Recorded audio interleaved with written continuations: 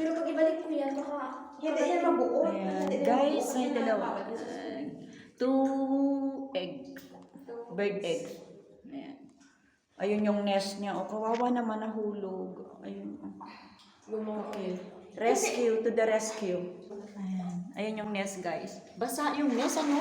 Bagong gawa kasi niya. bagong gawa siya, ano siya, mud and some grass. As in, basa. Oh, may nagtok. Baka nung ano na yun, nabasag. Dandahan mo. Ayan. Sorry po. Oh, ayan.